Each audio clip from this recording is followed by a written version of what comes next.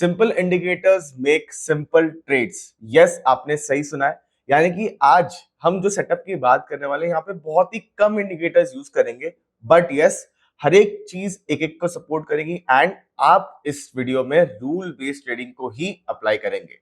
So yes, आइए जुड़िए मेरे साथ ऑन कॉन्सेप्ट। मेरा नाम है श्लोक पोखरियाल, मैं हूं आपका ट्रेनर एंड इसके लिए आज हमने जो वीडियो बनाई है यहाँ पर हम 3 या 4 इंडिकेटर्स यूज करके एक सेटअप क्रिएट करेंगे जो आप स्विंग ट्रेडिंग के लिए यूज कर सकते हैं या फिर आप अपने स्कैल्पिंग के लिए इसको इस्तेमाल कर सकते हैं। यहाँ पे जो टाइम फ्रेम हम रखेंगे काफी छोटा रखने वाले, 1 मिनट से लेके 5 मिनट तक ही हम इस पर, अगर आप स्कैल्पिंग चूज कर रहे हैं तो आप यहाँ पे स्कैल्पिंग कर सकते हैं। अगर आप स्विंग के लिए जा रहे हैं तो 15 मिनट से लेके 45 मिनट तक के टाइम फ्रेम का आप यूज कर सकते हैं।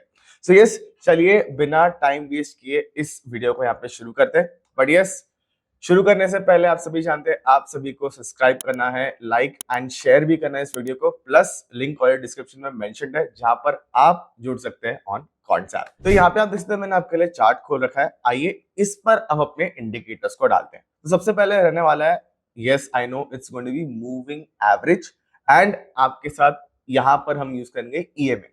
सो यहाँ पे जो कॉन्सेप्ट है, हमने ईएमए एंड आपकी मूविंग एवरेज को क्यों यूज करा है। सो बेसिकली जब मूविंग एवरेज है काफी स्लो होता है, लैगिंग इंडिकेटर होता है, बट यस, लैग को कम कैसे किया जाए, दैट इज वेयर ईएमए यानी कि एक्सपोनेंशियल मूविंग एवरेज काम आता है। सो यहाँ पर हम दोनों को डाल देते हैं। ओके, तो मैं यहाँ पे इंडिकेटर्स पर जाकर यहाँ पे पहले सबसे पहले ईएमए डाल देता हूँ एंड उसी के साथ साथ मैं एमए को डाल देता हूँ, यानी कि मूविंग एवरेज। अब यहाँ पे हमने इन दोनों को डाल दिया, थोड़े सेटिंग्स पर जाके इनकी स्टाइल को थोड़ा चेंज कर लेते हैं। ओके, तो मूविंग एवरेज को मैं यहाँ पे व्हाइट कलर की लाइन से प्लॉट करना चाहूंगा एंड यहाँ पे इसके इनपुट को, यानी कि इसकी जो लेंथ है, मैं इसको 14 करना चाहूंगा। ओके, आप अपने हिसाब से कर सकते हैं। ओके, तो मैंने यहाँ पे 14 डाल दिया एंड ईएमए को भी मैं सेम स्टाइल पे 14 कर दूंगा। ओके, एंड यहाँ पर जो इसकी स्टाइल होगी, यानी कि जो कलर की हम बात करेंगे, यहाँ पे इसको ब्लू ही रखते हैं। ओके, एंड बस इसके थिकनेस को थोड़ा सा बढ़ा देता हूँ। Okay, done, perfect. अब आपका सेटअप आधा है, right, because moving averages lagging indicator होता है। यस, आपने सही सुना है एंड ये जो लैग है इसको कैसे हम कवर करें, बिकॉज सिग्नल्स तो बहुत सारे आएंगे, क्रॉसओवर से बहुत सारे आएंगे, बट इस मोमेंट को वेरीफाई कैसे किया जाए, तब आपको इंट्रोड्यूस करना है 2 इंडिकेटर्स। यस, यहाँ पर हम बात कर रहे हैं एडीएक्स एंड आपके आरएसआई की।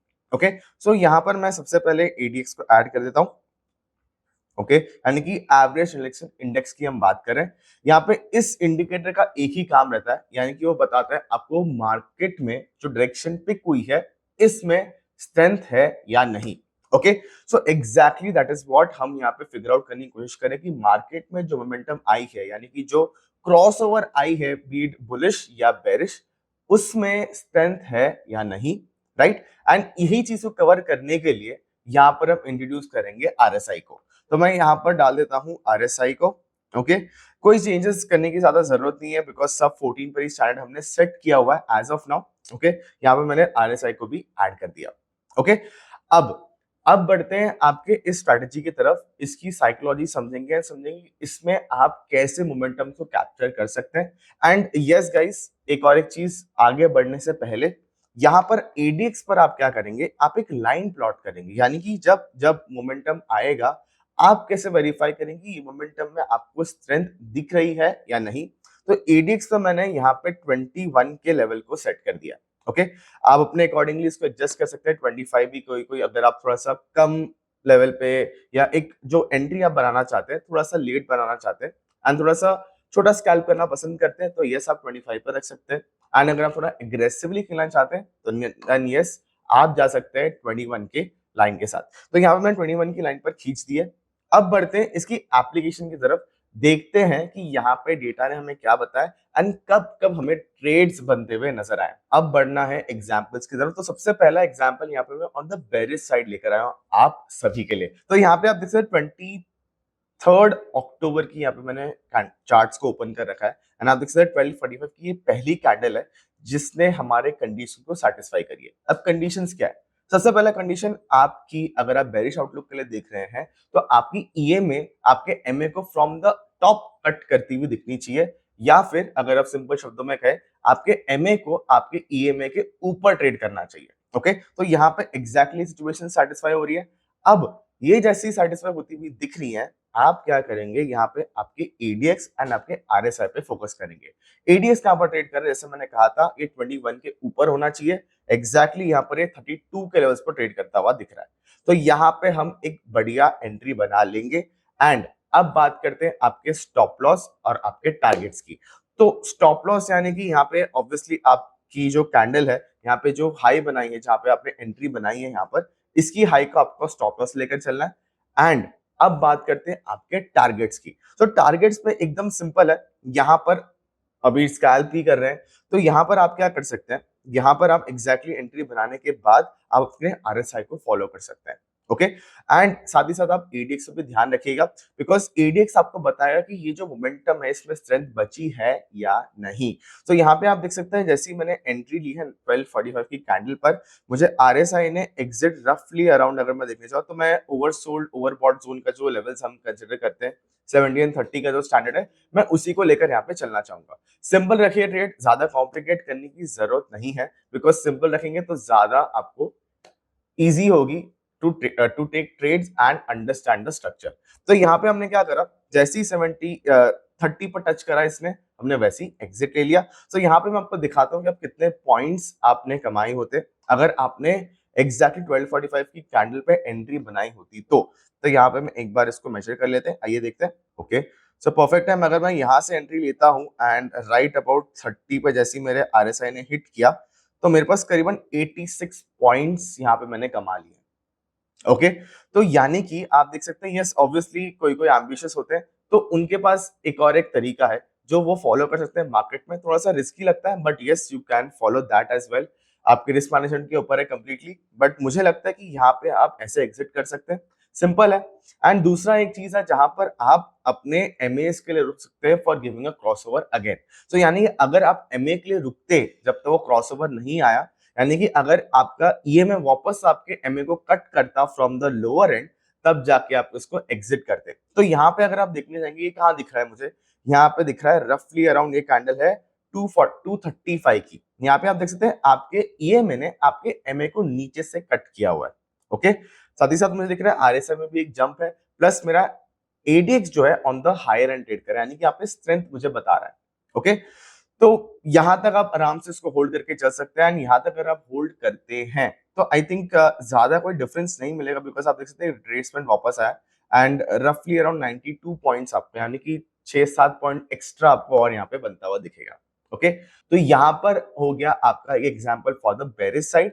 अब बढ़ते हैं एक बुलिश ट्रेड की तरफ, देखते कि वहां पर क्या पॉइंटर्स हमें देखने हैं एंड कैसे आपको एंट्री एंड एग्जिट बनानी है वहां पर। अब बात करेंगे आपके बुलिश साइड के ट्रेड की। तो यहाँ पे अगर आप देखने चाहेंगे, मैंने 8 अक्टूबर की 1240 की कैंडल ओपन कर रखी है। यहाँ पे एक छोटा सा स्कैल्प हम करने वाले, तो यहाँ पे मैंने एक 5 मिनट टाइम फ्रेम को यूज कर रखा है। एंड आप देख सकते हैं यहाँ पे मेरी कंडीशंस क्या क्या होने वाली है। सबसे पहली बात तो यस, आपने सही गेस करा है, यहाँ पे मेरा ईएमए आपके एमए को क्रॉस करना चाहिए फ्रॉम द लोअर एंड, यानी कि नीचे से कट करना चाहिए। एंड यहाँ पे एग्जैक्टली वही चीज हो रही है। एंड ये जो ईएमए यहाँ पे मैं बात कर रहा हूँ, वो मेरी ब्लू कलर की लाइन है एंड व्हाइट कलर की लाइन मेरी एमए है। ठीक है, वहीं पे अगर आप देखने चाहेंगे, मेरी एडीएक्स ऑलरेडी 21 के ऊपर ट्रेड करी है, अभी ट्रेड करी है 40 के लेवल्स पर, यानी कि काफी अच्छी स्ट्रेंथ हमें बनती हुई दिख रही है। एंड इसी के साथ मेरा आरएसआई भी मुझे बता रहा है कि यहाँ से शायद एक अपटिक आ सकता है, क्योंकि 44 पर ये ट्रेड कर रहा है। ओके, तो यहाँ पे हम क्या करेंगे, यहाँ पर हम अपनी एंट्री बना लेंगे, बिकॉज यहाँ पे तीनों कंडीशन सेटिस्फाई हो चुकी है। एंड अब बात करेंगे आपकी एंट्री, आपके एग्जिट की एंड आपके टारगेट की। तो टारगेट अगर आप देखने जाएंगे, तो यहाँ पे आपने, जैसे मैंने आपको पहले बताया था कि 70 की मैंने यहाँ पे हायर एंड, यानी कि आरएसआई की जो 70 की जो लेवल है, ओवरबॉट जोन जिसे कहते हैं हम, वहां पर हम एग्जिट करेंगे। बट यहाँ पर हमने एक और एक कंडीशन की बात की थी, यहाँ पर अगर आपके एमए ने वापस से क्रॉसओवर दे दी, तो आप वहां पे एग्जिट कर सकते हैं। तो यहाँ पे मैं देख सकता हूँ कि करीबन 150 के आसपास यहाँ पे मुझे एग्जिट बनता हुआ दिखा है, राइट, बिकॉज यहाँ पे मेरे आरएसआई ने कोई एग्जिट नहीं बनाया, बट यस मेरे एमए ने बना के मुझे दिया है। So exactly this is the reason why यहाँ पर आप एग्जिट कर लेंगे। एंड यहाँ पर अगर आप पॉइंट्स गिनने जाए, तो काफी अच्छी स्कैल्प हमें बनती हुई नजर आई है। यहाँ पे मैं आपको दिखा देता हूँ, तो मैं यहाँ पे देख सकता हूँ करीबन मैंने यहाँ पे 1240 पर एंट्री बनाई है एग्जैक्टली, एंड मैंने यहाँ पर एग्जिट करा है जहाँ पे मेरा एमए मिलता हुआ दिख रहा है। सो यहाँ पे करीबन 94 पॉइंट्स मेरे रेडार पर आ चुके हैं। ओके, सो ये है ब्यूटी। अगर आप थोड़ा सा लॉजिक एंड सिंपल ट्रेडिंग करना पसंद करते हैं तो यहाँ पर आपके लिए ऑन द बुलिश साइड यहाँ पे एक ट्रेड बनता हुआ नजर आएगा।